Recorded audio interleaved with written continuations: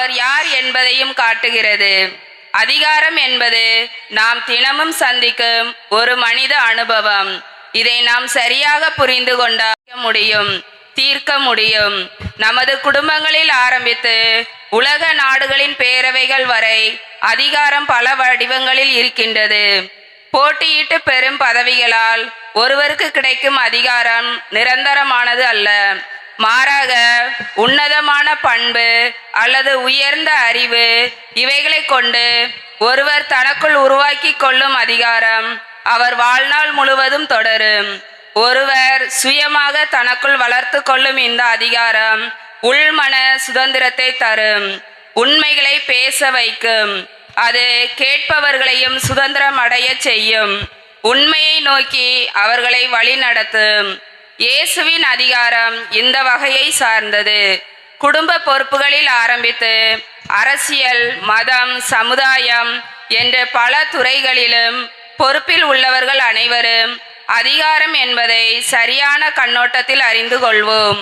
நமக்குள் நாமே வளர்த்து கொள்ளும் உன்னத பண்புகளால் நாம் மற்றவர்களின் மதிப்பை பெற வேண்டும் என்று இயேசு வாழ்ந்து காட்டிய அந்த வழியில் வாழ இன்றைய திருப்பலியில் உளமாற இறையருளை மன்றாடுவோம்.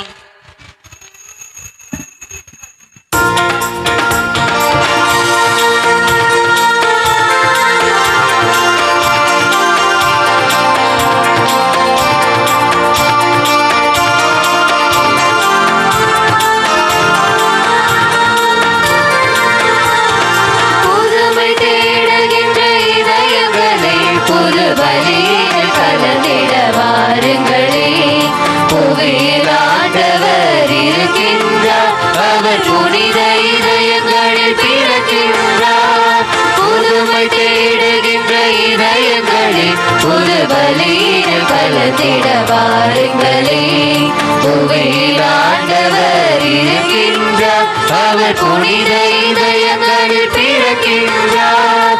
எழுக எழுக இறை குலமே, இந்த இறைவனின் ஆசி அடைந்திடவே. எழுக எழுக இறை குலமே, இந்த இறைவனின் ஆசி அடைந்திடவே. புதுமை தேடுகின்ற இதயங்களே, புது பலியினில் கலந்திட வாருங்களே. புவியில் ஆண்டவர் இருக்கின்றார், அவர் புனித இதயங்களில் பிறக்கின்றார்.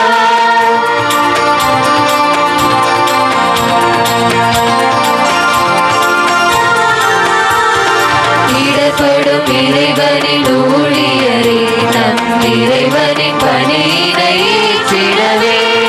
இடப்படும் இறைவனின் ஊழியரே, நம் இறைவனின் பணியினை ஏற்றிடவே.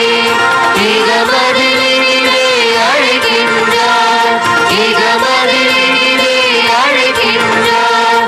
தலைவர் தங்க தலைவர் இயேசுவே, வழியினில் எந்த தரணியை நாடும் வழி நடத்திடவே படுகின்றார்.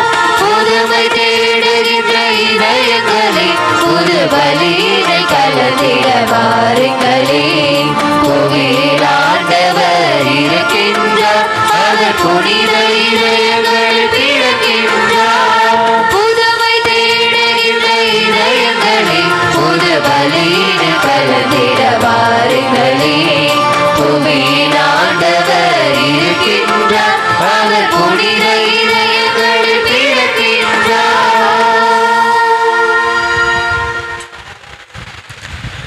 எங்கள் கடவுளாகிய ஆண்டவரே, எங்களை விடுவித்தருளும். வேற்று நாடுகளினின்று எங்களை ஒன்று சேர்த்திருடும். அதனால் நாங்கள் உமது திருப்பெயரை அறிக்கையிடுவோம், உம்மை புகழ்வதில் மாற்றியிடுவோம். தந்தை மகன் தூயாவியின் பெயராலே.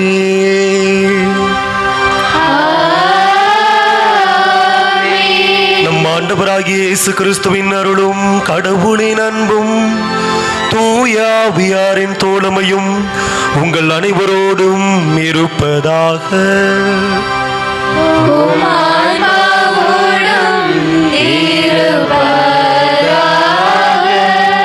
இயேசு கிறிஸ்துவுக்குள் என்னுடன் பிறந்த சகோதர சகோதரிகளே, இன்று தாயாம் திருச்சபையோடு இணைந்து ஆண்டின் பொதுக்காலம் 4ஆம் ஞாயிறை நாம் சிறப்பித்துக் கொண்டிருக்கின்றோம்.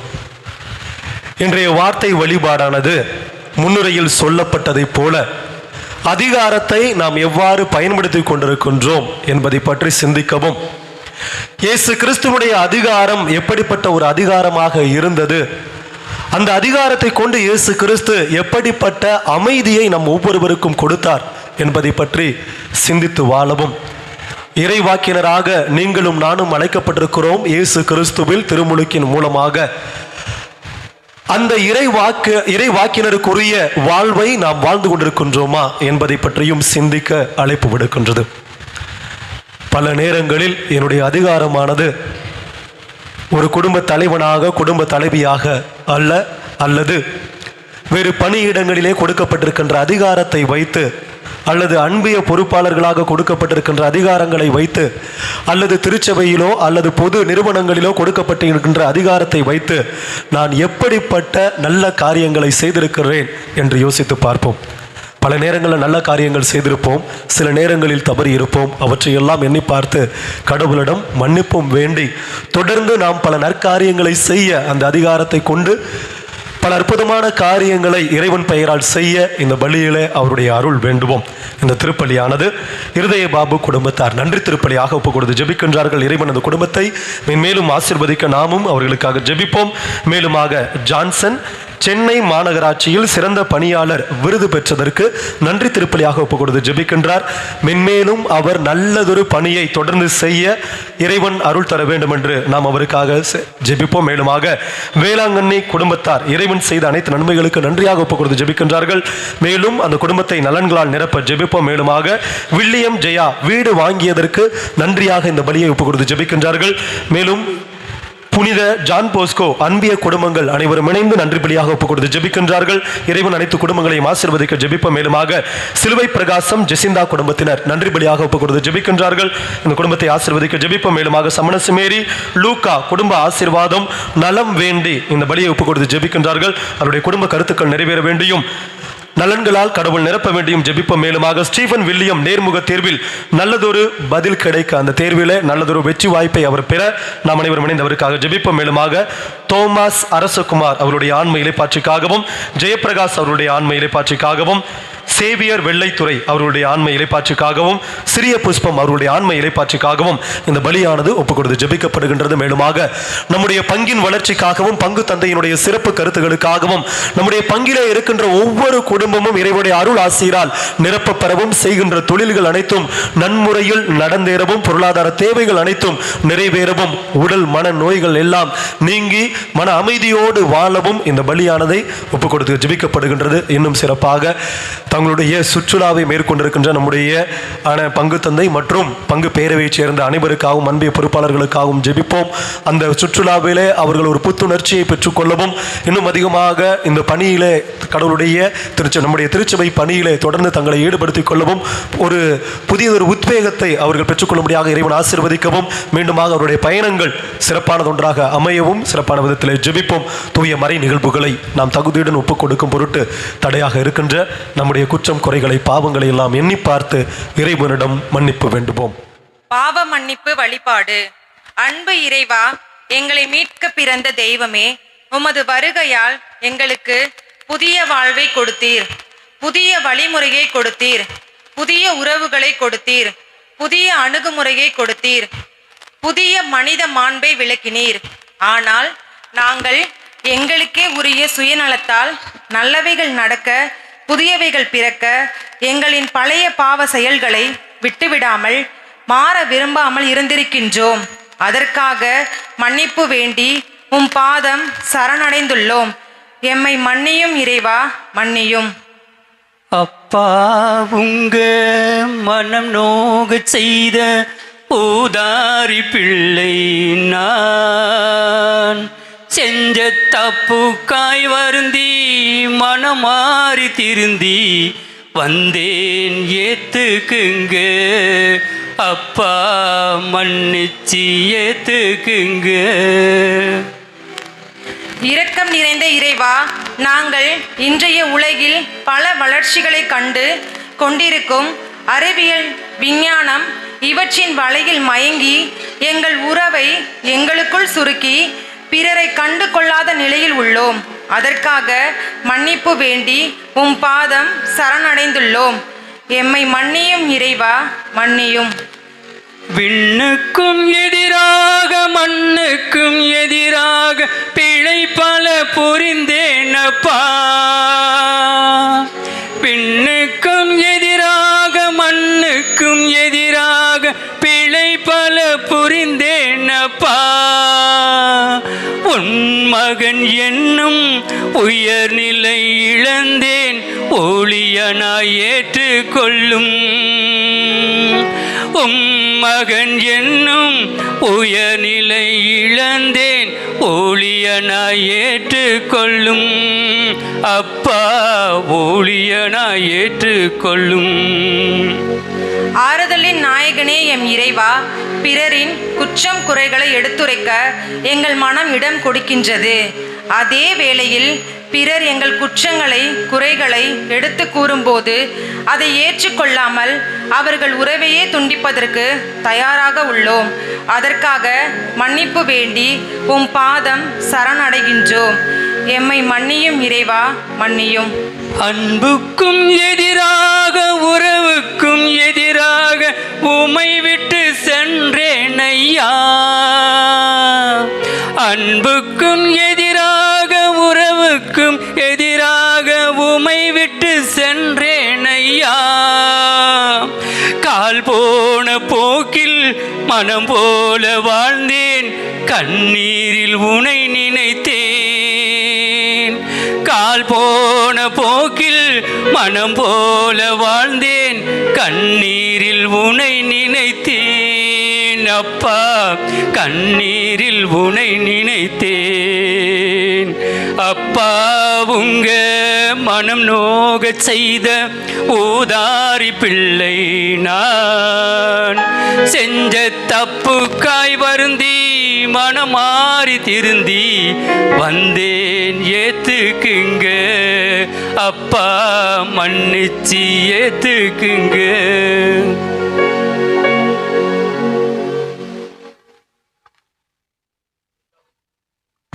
எல்லாம் வல்ல இறைவன் நம் மீது இரக்கம் வைத்து நம் பாவங்களை எல்லாம் மன்னித்து நாம் அவருக்கு எதிராக, அவருடைய அன்புக்கு எதிராக, பிறருடைய அன்புக்கு எதிராக, இன்னும் நம்முடைய சகோதர சகோதரிகளுக்கு எதிராக, உயிரினங்களுக்கு எதிராக, இந்த இயற்கைக்கு எதிராக எல்லாவற்றையும் முழுமையாக மன்னித்து நம்மை நிலை வாழ்வுக்கு அழைத்துச் செல்வாராக. ஆமென்.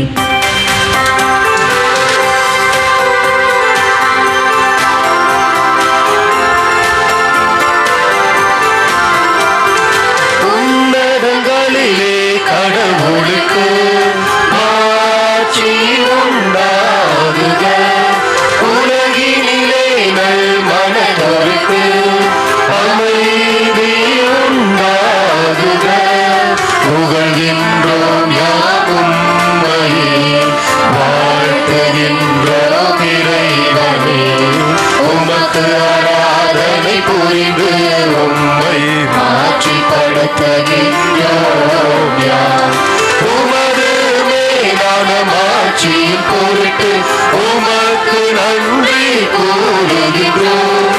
ஆண்டவராகிய இறைவனே, இணையில்லாத விண்ணரசே, ஆற்றல் அனைத்தும் கொண்டு இழந்தும் வல்ல தந்தை இறைவனே, ஒரே மகனாக உதித்த ஆண்டவர் இயேசு கிறிஸ்து இறைவனே, ஆண்டவராகிய இறைவனே, இறைவனின் திருச்செம்மறியே, தந்தை நின்று என்றென்றுமாக உதித்த இறைவன் மகனே நீ. உலகில் பாவம் போக்குபவரை நீர் எம் மீது இறங்குவீர். உலகின் பாவம் போக்குபவரை எங்கள் மன்றாட்டை ஏற்றருள்வீர். தந்தையின் வலப்பக்கம் வீற்றிருப்பவரை நீர் எம் மீது இறங்குவீர். ஏனெனில் இயேசு கிறிஸ்துவே நீர்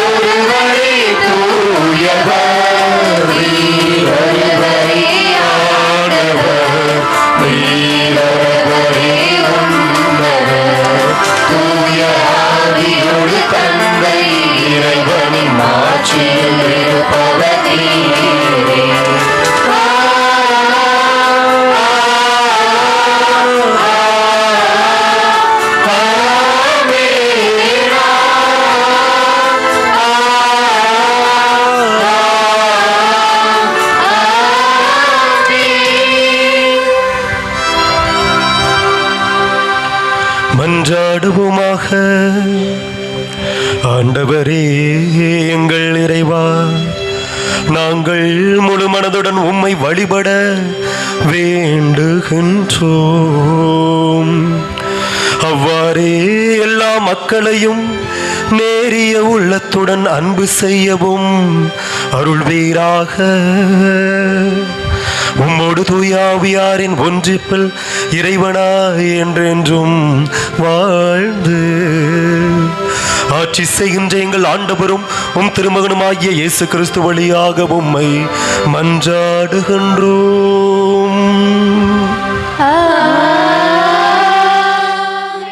இன்றைய அருள்வாக்கு வழிபாடு கடவுளுடைய வார்த்தைகளுக்கு செவிமடுத்து அதன்படி வாழ நம்மை அழைக்கிறது. இன்றைய முதல் வாசகத்தில் உன்னை போன்ற இறைவாக்கினர்களை இஸ்ரேல் மக்களிடமிருந்தே தேர்ந்தெடுத்து நான் அனுப்புவேன், அவர்களுக்கு செவி கொடாத நான் வேறறுப்பேன் என்று இறைவன் மோய்சனுக்கு கூறுவதாக. இனிச்சட்டத்திலிருந்து வரும் இவ்வாசகத்தை கவனமுடன் செவிமடுப்போம். இறைவாக்கினர் இறைவன் குரலாக ஒலித்து மக்களுக்கு நம்பிக்கை ஊட்டி நல்வழிப்படுத்துவதாக. ஒரு இறைவாக்கினனை ஏற்படுத்துவேன், என் வார்த்தைகளை அவருடைய வாயில் வைப்பேன். இணைச்சட்ட நூலிலிருந்து வாசகம். அதிகாரம் 18, இறை வார்த்தைகள் 15 துவங்கி 20 முடிய. அந்நாட்களில் மோசே மக்களிடம் கூறியது: உன் கடவுளாகிய ஆண்டவர் உன் சகோதரர் நடுவில் நின்று என்னை போல் ஒரு இறைவாக்கினரை ஏற்படுத்துவார். நீர் அவருக்கு செவி கொடு. ஓரேபில் திருப்பேராவை கூடிய நாளில் நீ உன் கடவுளாகிய ஆண்டவரிடம் மன்றாடி, நான் இறந்து போகாதபடி என் கடவுளாகிய ஆண்டவரின் குரலொலியை இனி நான் கேட்காமலும் இப்பெரும் நெருப்பை இனி நான் காணாமலும் இருப்பேனாக என்று விண்ணப்பித்த பொழுது ஆண்டவர் என்னை நோக்கி, அவர்கள் சொன்னதையெல்லாம் சரி என்றார். உன்னை போல் ஓர் இறைவாக்கினனை அவர்களுடைய சகோதரர்களில் நின்று நான் அவர்களுக்கு ஏற்படுத்துவேன். என் வார்த்தைகளை அவனுடைய வாயில் வைப்பேன். நான் கட்டளையிடுவது அனைத்தையும் அவன் அவர்களுக்கு சொல்வான். என் பெயரால் அவன் சொல்லும் என் வார்த்தைகளை செவி கேட்காதவனை நான் வேறறுப்பேன். ஆனால் ஓர் இறைவாக்கினன் எனது பெயரால் பேசுவதாக எண்ணிக்கொண்டு நான் அவனுக்கு கட்டளையிடாதவற்றை பேசினால் அல்லது வேறறுத்த தெய்வங்களின் பெயரால் பேசினால் அந்த இறைவாக்கினன் சாவான். இது ஆண்டவரின் அருள்வாக்கு. இறைவனுக்கு நன்றி.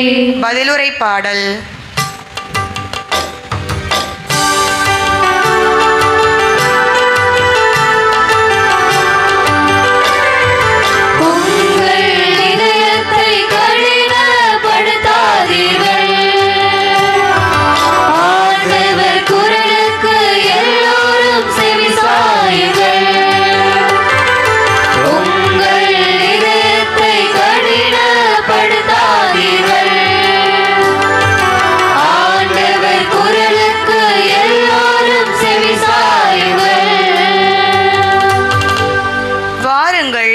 ஆண்டவரை புகழ்ந்து பாடுங்கள்.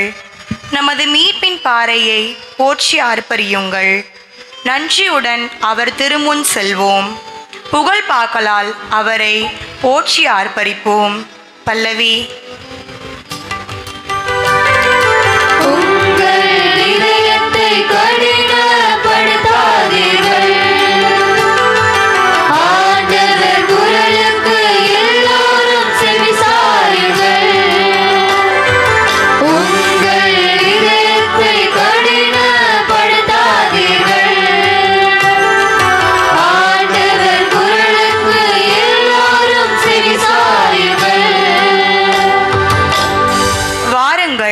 தாழ்பணிந்து ஆண்டவரை தொழுவோம். நம்மை உருவாக்கிய அவர் முன் முழங்கால் படியிடுவோம். அவரே நம் கடவுள், நாமோ அவரது மேய்ச்சலின் மக்கள். நாம் அவர் பேணி காக்கும் ஆடுகள். இன்று நீங்கள் அவரது குரலுக்கு செவி கொடுத்தால் எத்துணை நலம். பல்லவி. உங்கள் இதயத்தை கடினப்படுத்தாதீர்கள். ஆண்டவர் குரலுக்கு எல்லோரும் செவிசாயுங்கள். உங்கள் இதயத்தை கடினப்படுத்தாதீர்கள். ஆண்டவர் குரலுக்கு எல்லோரும் செவிசாயுங்கள்.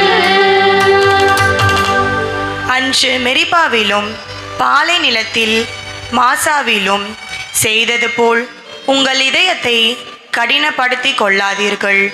அங்கே உங்கள் மூதாதையர் என்னை சோதித்தனர்.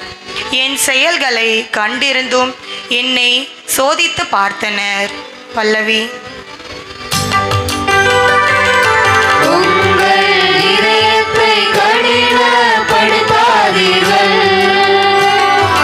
ஆண்டவர் குரலுக்கு எல்லோரும் செவிசாயுங்கள். உங்கள் இதயத்தை கடினப்படுத்தாதீர்கள்.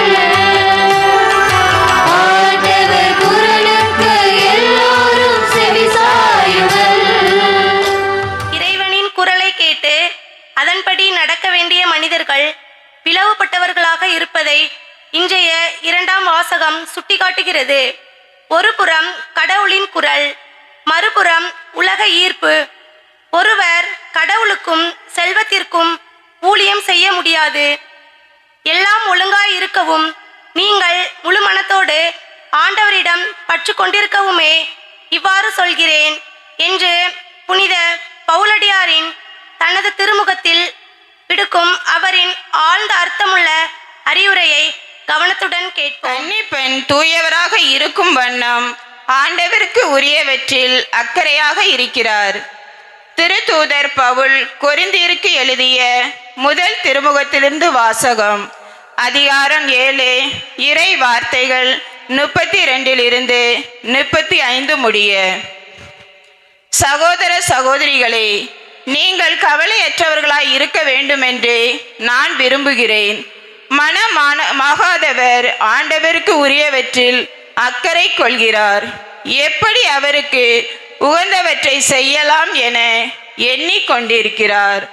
ஆனால் மனமானவர் உலகுக்கு உரியவற்றில் அக்கறை கொள்கிறார். எப்படி தம் மனைவிக்கு உகந்தவற்றை செய்யலாம் என எண்ணிக்கொண்டிருக்கிறார். இவ்வாறு அவர் மனம் பிளவுபட்டுள்ளது. மனமாகாத பெண்ணும் கன்னி பெண்ணும் ஆண்டவருக்கு உரியவற்றில் அக்கறை கொள்வதால் அவர்கள் உடலிலும் உள்ளத்திலும் தூயோர் ஆகின்றனர். ஆனால் மனமான பெண் உலகுக்கு உரியவற்றில் அக்கறை கொள்வதால் எப்படி தன் கணவருக்கு உகந்தவற்றை செய்யலாம் என எண்ணிக்கொண்டிருக்கிறார். உங்களை கட்டுப்படுத்துவதற்காக அல்ல, உங்கள் நலனுக்காகவே இதை நான் சொல்கிறேன். எல்லாம் ஒழுங்காய் இருக்கவும் நீங்கள் முழு மனதோடு ஆண்டவரிடம் பற்று கொண்டிருக்கவுமே இவ்வாறு சொல்கிறேன். ஆண்டவர் வழங்கும் அருள்வாக்கு. இறைவனுக்கு நன்றி.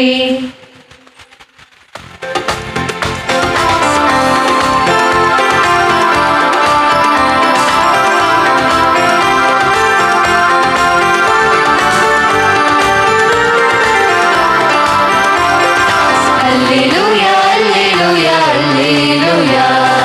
அல்லேலூயா அல்லேலூயா அல்லேலூயா அல்லேலூயா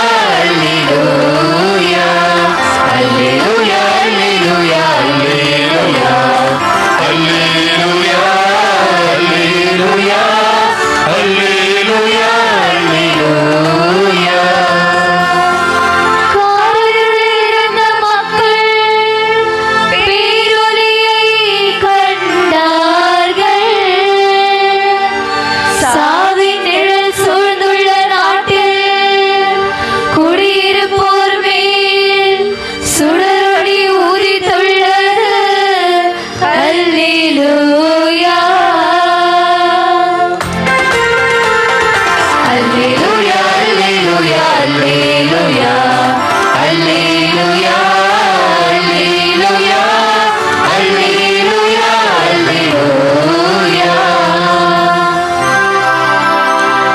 ஆண்டவர் உங்களோடு இருப்பாராக.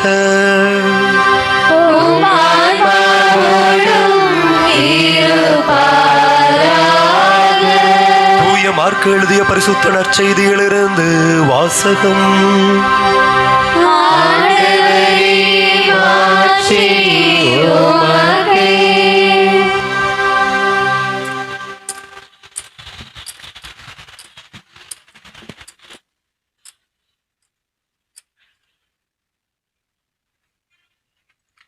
இயல் 1 இறை வார்த்தைகள் 21 28 முடிய.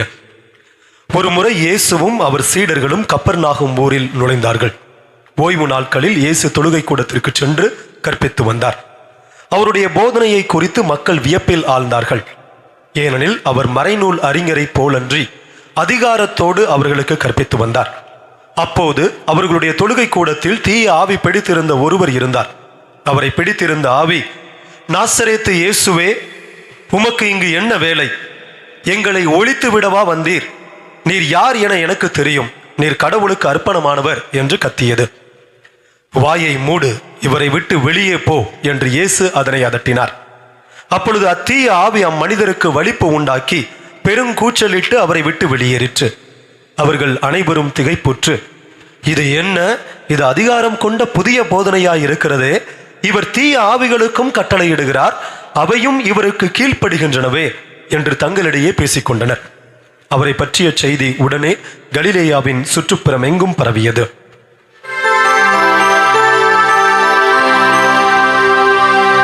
ஆண்டவரின் அருள்வாக்கு. கிறிஸ்துவே, உமக்கு புகழ்.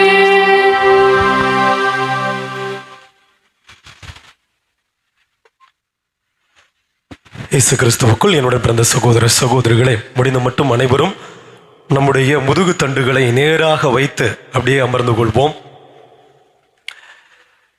ஒரு அருமையான பஜன் பாடல் இந்த பாடல்.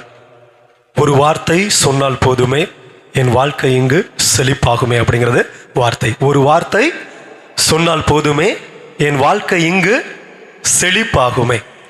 ஒரு வார்த்தை சொன்னால் போதுமே, என் வாழ்க்கை இங்கு செழிப்பாகுமே. ஒரு வார்த்தை சொன்னால் போதுமே, என் வாழ்க்கை இங்கு செழிப்பாகுமே. எல்லாரும் சேர்ந்து பாடலாமா? எல்லாரும் சேர்ந்து பாடுவோம். ஒரு வார்த்தை சொன்னால் போதுமே, என் வாழ்க்கை இங்கு செழிப்பாகுமே. மீண்டும் ஒரு முறை. ஒரு வார்த்தை சொன்னால் போதுமே, என் வாழ்க்கை இங்கு செழிப்பாகுமே. தண்ணீர் திராட்சை ரசமாக மாறியது நீர் சொன்ன ஒரு வார்த்தையா? தண்ணீர் திராட்சை ரசமாக மாறியது நீர் சொன்ன ஒரு வார்த்தையா? நீர் சொன்ன ஒரு வார்த்தையா? ஒரு வார்த்தை சொன்னால் போதுமே, என் வாழ்க்கை இங்கு செழிப்பாகுமே. ஒரு வார்த்தை சொன்னால் போதுமே, என் வாழ்க்கை இங்கு செழிப்பாகுமே. ஏன் இந்த பஜனை இப்போ நம்ம பாடணும் அப்படின்னு சொல்லி கேட்டீங்கன்னா, ஒரு வார்த்தை தான் சொன்னார். வாயை மூடு, இவனை விட்டு வெளியே போ. அவ்வளவுதான் முடிஞ்சு. வாயை மூடு, இவனை விட்டு வெளியே போன்ற அந்த ஒரு வார்த்தைக்கு இருந்த அதிகாரம், அந்த ஒரு வார்த்தைக்கு இருந்த வல்லமை, அந்த பேயானது அப்படியே கப்பு சுப்புன்னு கிளம்பிடுச்சு. அன்புக்குரியவர்களே, இன்னைக்கு நாம எல்லோரும் இந்த ஞாயிற்றுக்கிழமையில பல்வேறு விதமான எண்ணங்களோடு, பல்வேறு விதமான கவலைகளோடு, சில பேர் மகிழ்ச்சியோடு வந்திருக்கலாம், சில பேர் துக்கங்களோடு வந்திருக்கலாம், சில பேர் வந்துட்டு வெவ்வேறு விதமான மன அழுத்தங்களோடு, மன பாரங்களோடு வந்திருக்கலாம். இன்றைக்கு நம்ம ஆண்டவர் இயேசு கிறிஸ்து, இறைமகன் இயேசு கிறிஸ்து சொல்றாரு, நம்ம எப்படி அந்த பேய்க்கு கட்டளையிட்டாரோ, வாயை மூடு, இவனை விட்டு வெளியே போ அப்படின்னு சொல்லி கட்டளையிட்டாரோ, எதெல்லாம் உங்களை துன்பத்தில் ஆழ்த்தி கொண்டிருக்கின்றனவோ, எவையெல்லாம் உங்களை வளர விடாமல் செய்து கொண்டிருக்கின்றனவோ, எவையெல்லாம் கடவுளுடைய அன்பிலிருந்து உங்களை பிரித்துக் கொண்டிருக்கின்றனவோ, எவையெல்லாம் கணவருடைய அன்பிலிருந்து, தாயினுடைய பெற்றோருடைய பிள்ளைகளுடைய அன்பிலிருந்து உங்களை பிரித்துக் கொண்டிருக்கின்றனவோ, எவையெல்லாம் உங்களை அடிமையாக மாற்றிக் கொண்டிருக்கின்றனவோ, அவை எல்லாவற்றிற்கும் என்று இயேசு கட்டளையிடுகின்றார். உங்களை என்னையும் பார்த்து சொல்லுகின்ற அந்த வார்த்தை, இவனை விட்டு வெளியே போ. யார் யாரெல்லாம் உங்களுக்கு பல்வேறு விதமான செய்வினை கோளாறுகள், செயற்பாட்டு வினை கோளாறுகள் அப்படி சொல்லி செய்து வைத்திருக்கின்றார்களோ, அவை எல்லாவற்றிற்கும் இயேசு என்று கட்டளையிடுகிறார், இவனை விட்டு வெளியே போ. உங்கள் கல்வி அறிவை, உங்களுடைய அந்த நினைவாற்றலை, உங்களுடைய சக்தியை எல்லாம் பயன்படுத்த முடியாத அளவுக்கு எவையெல்லாம் உங்களை கட்டி போட்டு கொண்டிருக்கின்றவோ, அவை எல்லாவற்றிற்கும் இயேசு கட்டளையிடுகிறார் என்று, இவனை விட்டு இவளை விட்டு வெளியே போ. எல்லாரும் விசுவசிச்சீங்கன்னா சேர்ந்து எல்லாரும் சேர்ந்து கைகளை வச்சு சொல்லுவோம், ஆமென், ஆமென், ஆமென், ஆமென். அன்பிற்குரியவர்களே, இன்றைய வார்த்தை வழிபாட்டுல முதலாவதாக இறைவாக்கினரை, நான் உங்களுக்கு ஓர் இறைவாக்கினரை தருவேன் அப்படி சொல்லி சொல்கின்றார். இஸ்ரேல் மக்களை இதுவரை வழிநடத்தி வந்த அந்த மோசேயே இறக்க வேண்டிய அந்த சூழ்நிலை வந்துவிட்டது, இறக்கும் தருவாய் வந்துவிட்டது. அந்த சூழ்நிலையில மக்கள் அனைவருக்கும் தன்னுடைய உரையை ஆற்றிக் கொண்டிருக்கின்றார். நீங்கள் எல்லாரும் இப்படிப்பட்ட கடவுளை பெற்றிருக்கின்றீர்கள், மறந்து விடாதீர்கள். எகிப்திலிருந்து பல்வேறு அற்புதங்களின் வழியாக, அதிசயங்களின் வழியாக உங்களை வழிநடத்தி வந்த கடவுளை மறந்து விடாதீர்கள், அவருடைய கட்டளைகளை மறந்து விடாதீர்கள், அவருக்கு என்றென்றும் செவி கொடுப்பவர்களாய் நீங்கள் இருங்கள் அப்படின்னு சொல்லிக் கொண்டிருக்கின்ற பொழுது அந்த மக்கள் எல்லாரும் வருந்தி கொண்டிருக்கின்றார்கள். இதுக்கு மேல எங்களை யாரு வழிநடத்த போறா? இப்படி வல்லமையா உங்களை வச்சு கடவுள் எங்களை வழிநடத்தி கொண்டிருக்கிறாரு, இப்போ நீங்க இறந்து போக போறீங்க, இந்த நேரத்தில் எங்களுக்கு துணையாக இருக்க போவது யாரு? யார் எங்களை வழிநடத்த போறா அப்படின்னு சொல்லி அவர்கள் வரிந்து கொண்டிருக்கின்ற நேரத்தில் கடவுள் அந்த மோசேயின் வழியாக சொல்லுகின்றார், நான் உங்களுக்கு ஓர் இறைவாக்கினனை தருவேன், என்னுடைய வார்த்தைகளை அவனுக்குள்ளே வைப்பேன், அவன் கூறுகின்ற வார்த்தைகளை கேட்காத எவனையும் நான் என்ன பண்ண விட மாட்டேன் அப்படின்னு சொல்லி சொல்றார். அவருடைய யார் அந்த இறைவாக்கினர்? பல்வேறு இறைவாக்கினர்கள் மோசைக்கு பிற்பாடு எவ்வளவோ பேர் வந்தாங்க, நீதி தலைவர்களாக வந்தாங்க, அரசர்களாக வந்தாங்க, இறைவாக்கினர்களாக வந்தாங்க. ஆனா கடவுளுடைய வார்த்தையை ஓரளவுக்கு தங்களால் இயன்ற அளவுக்கு அதற்கு வடிவம் கொடுத்து அந்த வார்த்தைகளை கடவுளுடைய மவுத் பீஸ் அப்படின்னு சொல்லுவாங்க ஆங்கிலத்தில், கடவுளுடைய மற்றொரு வாயாக இருந்து அந்த இறைவாக்கினர்கள் அனைவரும் செயல்பட்டார்கள். ஆனா அந்த வார்த்தையாக வந்தவர், அந்த வார்த்தையாக வந்த ஓர் இறைவாக்கினர் அப்படின்னு சொல்லி கேட்டீங்கன்னா அது யாரு? இயேசு கிறிஸ்து மட்டுமே. யோவானுடைய நற்செய்தி 1வது அதிகாரத்துல அப்படியே முதல் வசனத்திலிருந்து வாசிக்க கேட்கிறோம். என்ன வார்த்தைகள் அதுல இருக்குது? ஆதியிலே வாக்கு இருந்தது, தொடக்கத்தில் வாக்கு இருந்தது, அவ்வாக்கு கடவுளோடு இருந்தது, அவ்வாக்கு கடவுளாயும் இருந்தது, வாக்கு மனிதரானார், நம்மிடையே குடிகொண்டார் அப்படின்னு சொல்லி நம்ம வாசிக்க கேட்கின்றோம். அன்பிற்குரியவர்களே, யார் அந்த வாக்கு? யார் அந்த வாக்கு? வாக்கு மனிதரானவர் யாரு? இறைவாக்கினராக இருந்தவர் யாரு? அவரை தவிர வேறு மேலான இறைவாக்கினர் அதுக்கு பிற்பாடு தோன்றவே இல்லை அப்படின்னு சொல்லப்பட்டது யாரு? நம் ஆண்டவர் இயேசு கிறிஸ்து. அன்பிற்குரியவர்களே, இந்த உலகம் பல்வேறு விதமான போர்களை கண்டிருக்கின்றது. அதிகாரத்திற்காக, ஆணவத்திற்காக, தங்களுடைய அந்த பேராசைக்காக, இன்னும் தங்களுடைய சுய ஆட்சியை நிர்ணயிக்க வேண்டும் என்பதற்காக, இன்னும் பல்வேறு விதமான ரிசோர்சஸ் எல்லாம் எடுக்கணும், அந்த மக்களை அடிமைப்படுத்த வேண்டும், அந்த நாட்டினுடைய வாழ்வாதாரங்கள் அனைத்தையும் நாம் எடுத்துக்கொள்ள வேண்டும், அந்த நாட்டினுடைய வளங்களை எல்லாம் நாம் சுரண்டிக் கொள்ள வேண்டும், நாம் மட்டுமே வாழ வேண்டும் அப்படிங்கிறதுக்காண்டி பல்வேறு விதமான அதிகாரத்தையும் ஆணவத்தையும் நிலைநிறுத்துவதற்காக பல்வேறு விதமான போர்கள்.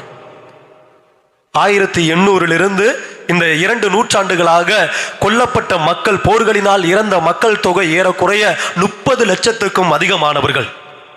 சமீபத்தில் காசாவில் கொல்லப்பட்ட மக்களுடைய எண்ணிக்கை 23,000க்கு மேல போய்கொண்டிருக்கின்றது. இஸ்ரேல் தன்னுடைய அதிகாரத்தை, தன்னுடைய அந்த பலத்தை காண்பிப்பதற்காக அவங்க என்ன பண்ணிட்டு இருக்கிறாங்க? தொடர்ந்து அடித்துக்கொண்டு சென்று கொண்டிருக்கின்றார்கள். அந்த ஒரு தீவிரவாத குரூப் அவங்க போய் அடிச்சாங்க. ஏறக்குறைய 1200 பேர் இஸ்ரேல் மக்கள் கொல்லப்பட்டார்கள். அகங்காரத்தினால, ஆணவத்தினால போய் அடிச்சாங்க, கொல்லப்பட்டார்கள். எவ்வளவு பேர்? 1200க்கு மேல அப்பாவி மக்கள் கொல்லப்பட்டார்கள். மணிப்பூர்ல தன்னுடைய சுய லாபத்திற்காக ஒரு அரசாங்கமானது ஒரு விதமான கலவரத்தை தூண்டிவிட்டது.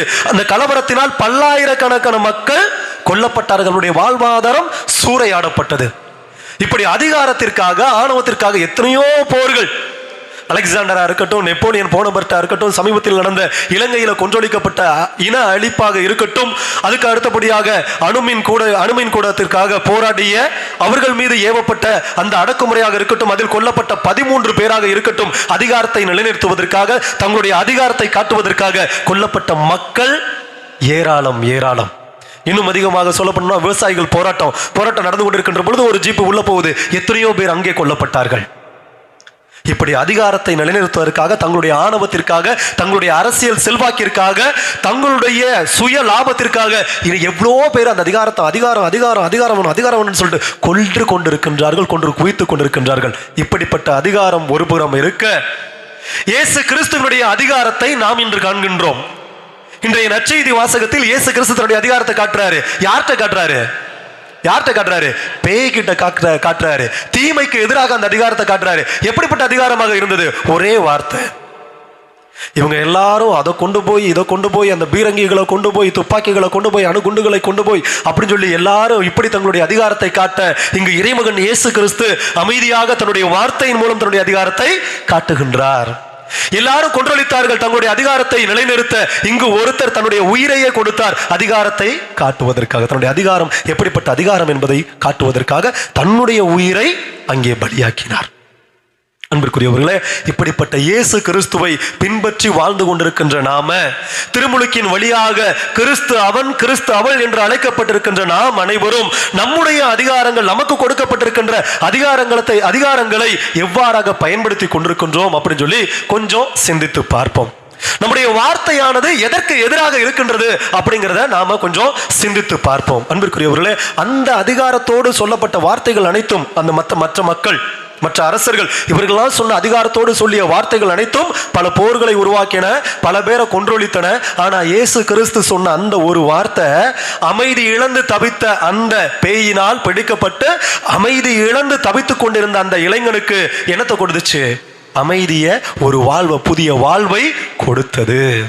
அப்ப என்னுடைய வார்த்தையானது எப்படி இருக்கின்றது? ஒரு வார்த்தை சொன்னால் போதுமே, என் வாழ்க்கை எங்கு செழிப்பாகுமே அப்படின்னு சொல்லி நம்ம கொஞ்ச நேரத்துக்கு முன்னாடி பாடணும். அவருடைய ஒவ்வொரு வார்த்தையும் உன் பாவங்கள் மன்னிக்கப்பட்டன ஒரு வாழ்க்கையை கொடுத்துச்சு. எழுந்து உன் கட்டிலை தூக்கி கொண்டு நடந்து போ ஒரு வாழ்க்கையை கொடுத்துச்சு. உனது கண்கள் திறக்கப்பட்டன, நீ போய் என்ன பண்ணு, கடவுளுக்கான பலியை செலுத்த அப்படின்னு சொல்லி உனது கண்கள் திறக்கப்பட்டன, நான் விரும்புகிறேன், நீ குணமாக அப்படின்னு சொல்லி சொல்லப்பட்ட வார்த்தை அவனுக்கு ஒரு புதிய வாழ்வை கொடுத்தது. மகளே, இனிமேல் பாவம் செய்யாதே அப்படின்னு சொல்லி சொல்லப்பட்ட அந்த வார்த்தை ஒரு புதிய வாழ்வை கொடுத்தது. சக்கேயுவுக்கு இன்று இந்த வீட்டிற்கு மீட்பு உண்டாயிற்று அப்படின்னு சொல்லி சொன்ன வார்த்தை ஒரு வாழ்வை அவனுக்கு திரும்ப கொடுத்தது.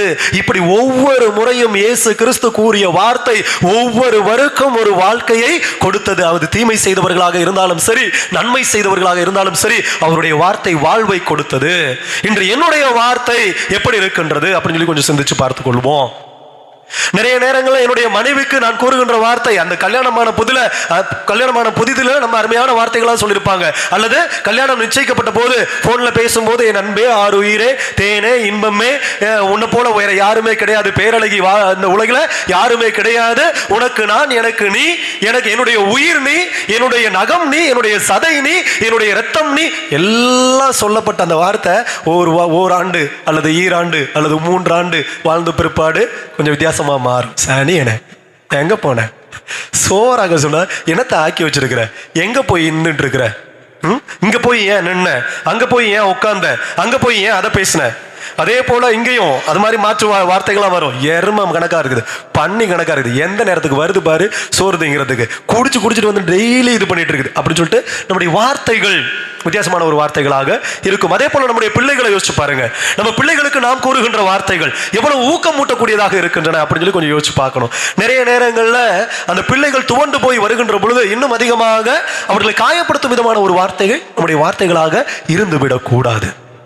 அன்பிற்குரியவர்களே, நம்முடைய வார்த்தையானது கனிவுள்ள வார்த்தைகளாக இருக்க வேண்டும் அப்படின்னு சொல்லி நம்முடைய இறைமகன் இயேசு கிறிஸ்து ஆசைப்படுகின்றார். அதனாலதான் நீங்கள் ஒருவர் மற்றவரோடு பேசுகின்ற பொழுது உற்சாகம் மூட்டக்கூடிய, அவர்களை ஊக்குவிக்கக்கூடிய வார்த்தைகளையே பேசுங்கள் என்று தூய பவுலடியார் வழியாக நமக்கு அறிவுறுத்துகின்றார் ஆண்டவர் இயேசு கிறிஸ்து. அப்புறம் இயேசு கிறிஸ்துனுடைய அந்த பெயருக்கு மட்டுமே, அவருடைய வார்த்தைக்கு எவ்வளவு வல்லமை இருந்து சொல்லிட்டு நம்ம பார்த்தோம், அவருடைய பெயருக்கு மட்டுமே வல்லமை இன்னும் அதிகமாக இருந்தது. அவருடைய பேரை சொன்னாலே போதும், அங்க குணம் நடந்தது, அங்க சுகம் நடந்தது, அங்க ஆற்றல் நடந்தது. அன்பிற்குரியவர்களே, பிலிப்பியர்கள் எழுதிய திருமுகம், பிலிப்பியர்கள் எழுதிய திருமுகம் 2வது அதிகாரம் 10வது வசனத்தை படிங்களேன். பிலிப்பியர்கள் எழுதிய திருமுகம் 2வது அதிகாரம் 10வது வசனம். ஆகவே இயேசுவின் பெயரை விண்ணவர் மன்னவர் கீழுலகர் அனைவரும் மண்டியிடுவர். அவருடைய பேருக்கு விண்ணவர் மன்னவர் கீழுலகர் அனைவரும் மண்டியிடுவர். அத்தகைய ஆற்றல் மிக்க பெயராக யாருடைய பெயர் இருக்குதுன்னா நம்ம ஆண்டவர் இயேசு கிறிஸ்துவனுடைய பெயர் இருக்கின்றது. அவருடைய பெயரை உச்சரித்தாலே போதும். அடுத்து திருத்தூதர் பணியில 4வது அதிகாரம் 12வது வசனத்தை எடுத்து படிங்களேன். திருத்தூதர் பணி 4வது அதிகாரம் 12வது வசனம். இவராலே அன்றி வேறு எவராலும் மீட்பு இல்லை, ஏனென்றால் நாம் மீட்பு பெறுமாறு வானத்தின் கீழ் மனிதரிடையே இவரது பெயரை அன்றி நாம் மீட்படையுமாறு வானத்தின் கீழ் யாரது பெயர் இல்லாம, யாருடைய பெயர் அன்றி, ஆண்டவர் இயேசு கிறிஸ்துவுடைய பெயரை அன்றி வேறு எந்த பெயரும் கொடுக்கப்படவில்லை. அதனால இந்த ஆண்டவருடைய வெறும் வார்த்தை, அந்த பேரை சொன்னாலே போதும். அது மாதிரிதான் நடக்குது. எங்க நடக்குது? அந்த எருசலேம் ஆலயத்திற்கு முன்பாக ஒரு முடமானவன் உட்கார்ந்து இருக்கின்றான். பேதுருவும் இன்னொரு சீடரும் போகின்றார்கள் அந்த ஆலயத்திற்கு. இவன் உட்கார்ந்து பிச்சை வாங்கி கொண்டிருக்கின்றான். அவன் பார்க்கிறான், இவங்க 2 பேரும் சேர்ந்து ஏதாவது கொடுப்பாங்க, இவங்கள்ட்ட இருந்து பொண்ணோ பொருளோ ஏதாவது ஒன்று கிடைக்கும், வெள்ளி காசோ செப்பு காசோ நம்மளுக்கு கிடைக்கும்னு சொல்லிட்டு ஏறெடுத்து பார்க்கின்றான் அவர்கள் 2 பேரையும். இந்த பசங்க 2 பேரும் பார்க்கறாங்க, நாங்களே மோசமான பிச்சைக்காரங்கடா. இவங்க 2 பேரும் யாரு? பேதுரு, நாங்களே மோசமான பிச்சைக்காரங்கடா, எல்லாத்துக்கும் பயந்து ஓடி போய் ஒளிஞ்சிருந்துட்டு இப்ப தாண்டா வெளில வந்திருக்கிறோம் அப்படிங்கிற மாதிரி இவர் பார்த்துட்டு அவனை உற்று நோக்குகின்றார். பார்த்துட்டு சொல்றாரு, என்கிட்ட உங்ககிட்ட கொடுப்பதற்கு பொண்ணோ பொருளோ வெள்ளியோ எதுவுமே கிடையாது, பணமோ எதுவுமே கிடையாது. ஆனா நான் சொல்றேன், நாசரேத்து இயேசுவின் பெயரால் சொல்லுகிறேன், எழுந்து நட அப்படின்னு சொல்லி சொன்னாரு. எந்த பெயரால? நாசரேத்து இயேசுவின் பெயரால் சொல்லுகிறேன், எழுந்து நட அப்படின்னாரு. அந்த பேர்ல வல்லமை இருந்துச்சு, அந்த பேர்ல ஆற்றல் இருந்துச்சு. எழுந்தான், நடந்தான். அந்த முடக்குவாதமுற்றவன் எழுந்தான், நடந்தான். அன்பிற்குரியவர்களே, அத்தகைய வல்லமை மிக்க ஆண்டவர் இயேசு கிறிஸ்துவை பெற்றிருக்கின்ற நாம் அனைவரும் அவருடைய வார்த்தையின்படி நம்முடைய வாழ்வை அமைத்துக் கொண்டோம் என்றால், எவ்வாறாக இன்றைய 2ஆம் வாசகத்துல வாசிக்க கேட்டோமோ, அந்த அது என்ன சொல்றது, கடவுளுடைய வார்த்தை கேட்டு அதன்படி நம்முடைய வாழ்வை அமைத்துக் கொள்ளுகின்ற பொழுது இன்னும் அதிகமான ஆசீர்வாதங்களை நாம பெற்றுக்கொள்வோம். இன்னைக்கு திருப்பாடல்ல வாசிக்க கேட்டோம், அவருடைய வார்த்தையை கேட்கின்ற போது என்ன பண்ணக்கூடாது, நம்ம உங்களுடைய மனங்களை நீங்கள் கடினப்படுத்திக் கொள்ளாதீர்கள். ஆனா நிறைய நேரங்கள் நம்முடைய மனம் கடினப்பட்டதாக இருக்கின்றது. ஒரு முறை இந்த கதையோட நான் வந்து என்னுடைய இந்த வார்த்தை பகிர்வை நான் முடித்துக் கொள்ள விரும்புகிறேன். பவருக்கும் அத்தாரிட்டிக்கும் இடையில உள்ள ஒரு வித்தியாசம் ஃபர்ஸ்ட் அதை சொல்லிக்கிறேன். பவருக்கும் அத்தாரிட்டிக்கும் இடையில உள்ள ஒரு வித்தியாசம். பவர்னா ஆற்றல், அத்தாரிட்டின்றது அதிகாரம். ஒரு இது மாதிரி நம்ம ஹைவே, நேஷனல் நெடுஞ்சாலை, அந்த நெடுஞ்சாலையில் அங்கே வந்துட்டு என்ன பண்ணியிருப்பாங்க, அந்த நிறுத்துவதற்கான அந்த டிராஃபிக் போலீஸ்ன்னு சொல்லிட்டு ஒருத்தர் நின்று கொண்டிருப்பார்கள். இப்படி அந்த நெடுஞ்சாலையில் ஒரு காரு, ஓகேங்களா, ஒரு கார் ஏறக்குறைய 350 கிலோமீட்டர் வேகம் செல்லக்கூடிய ஒரு காரானது அங்கே உரிமை கொண்டு நின்று கொண்டிருக்கின்றது. அங்கே ஒரு சிக்னல் போடப்பட்டிருக்கின்றது. என்ன சிக்னல்? ரெட் சிக்னல் போடப்பட்டு கொண்டிருக்கின்றது. இங்க உரிமை கொண்டு நின்று கொண்டிருக்கின்றது. எத்தனை கிலோமீட்டர் வேகத்தில் போவோம் அந்த காரு? 350 கிலோமீட்டர் வேகத்தில் போவோம். அந்த செகண்ட் அந்த ரெட் கலர் சிக்னல் மாறி என்ன வந்துருச்சுன்னா, பச்சை கலர் சிக்னல் வந்துருச்சுன்னா அவ்வளவுதான், சிட்டா பறக்கக்கூடிய காராக அந்த கார் இருக்கின்றது. உரிமை கொண்டு எங்க நிக்குது? அந்த இடத்துல நின்று கொண்டு இருக்கின்றது. அதே போல இப்போ எவ்வளவு ஃபாஸ்டா போகக்கூடிய ஒரு பைக் பேர் சொல்லுங்களேன். ரொம்ப ஃபாஸ்டா போகக்கூடிய பைக் டியூக் பைக் மாதிரி. டியூக்கு, அப்புறம் வேற என்ன இருக்கு? புரியல. கவாசகியா? இல்லடா, சம ஃபாஸ்டா போகக்கூடிய ஒரு பைக் இல்லையா? சம ஃபாஸ்டா போகக்கூடிய ஒரு பைக். அவனும் அங்க நின்று கொண்டு இருக்கின்றான், உரிமை கொண்டு அது நின்று கொண்டு இருக்கின்றது. அவ்வளவுதான். அந்த செகண்ட் வந்துருச்சுன்னா போதும், பிச்சுக்கிட்டு பறந்துருவாப்ல. சல்லு சல்லு சல்லு சல்லுன்னு விட்டுக்கிட்டு போறவன் எல்லாருமே பயந்து தெரிச்சு ஓடணும். அந்த லெவலுக்கு அவங்க பாட்டு என்ன பண்ணுவாங்க, அப்படியே இடிக்க போறது மாதிரி போகக்கூடிய வேகம். இது மாதிரி பல்வேறு விதமான வாகனங்கள் அங்கே டிராபிக் சிக்னல்ல நின்று கொண்டிருக்கின்றது. அங்கே நின்று கொண்டிருக்கின்ற பொழுது ஒரு குழந்தை, ஓகேங்களா, அந்த சிக்னல்ல நின்று கொண்டிருக்கின்றது. அங்க ஒரு குழந்தை, பள்ளி படிப்பு படிக்கின்ற ஒரு குழந்தை, அதை என்ன பண்ணுது, அந்த டிராபிக் சிக்னல்ல அழகா டான்ஸ் ஆடிக்கிட்டு அப்படியே மெல்ல நடந்து போகின்றது. ஆற்றல் அப்படிங்கிறது என்ன அப்படின்னு சொல்லி கேட்டீங்கன்னா, இது மாதிரி உரிமை கொண்டிருப்பது. ஆற்றல் என்றது உரிமை கொண்டிருப்பது, எல்லாத்துக்கும் கடந்து கத்தி கொண்டிருப்பது, சத்தம் போட்டு கொண்டிருப்பது, சண்டை போட்டு கொண்டிருப்பது, இது எல்லாம் ஆற்றல். ஆனா அதிகாரம் என்பது இப்படிதான். ஓகேங்களா? நீங்க எல்லாரும் அப்படி நில்லுங்கடா, நான் டான்ஸ் ஆடிக்கிட்டு சந்தோஷமா போறேன்டா அப்படின்னு சொல்லிட்டு போறதுதான் அதிகாரம் என்பது. அமைதியாக இருப்பது, சந்தோஷமாக இருப்பது.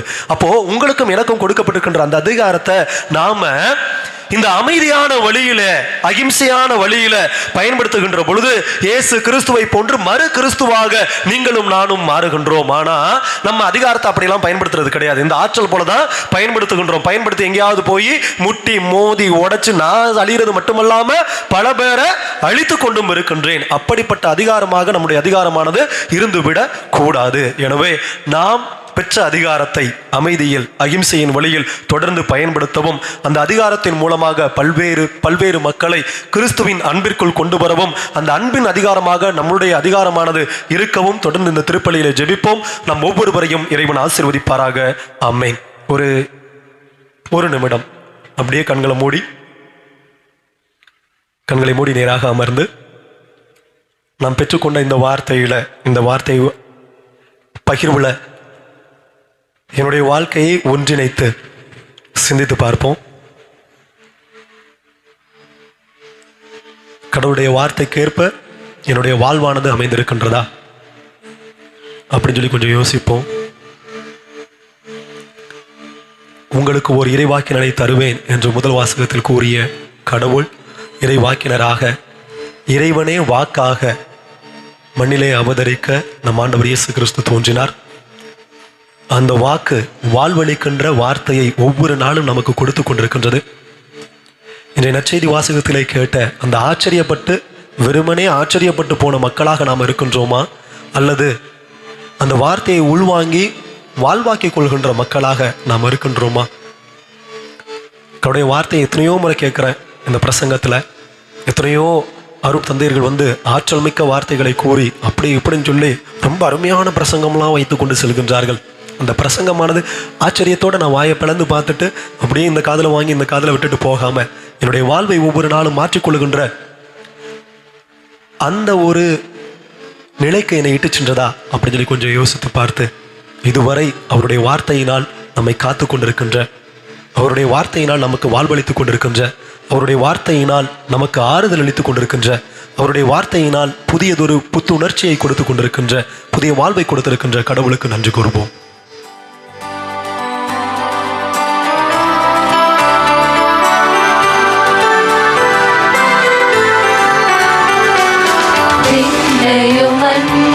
படைத்தவராம் கடவுள் ஒருவர் இருக்கின்றார்.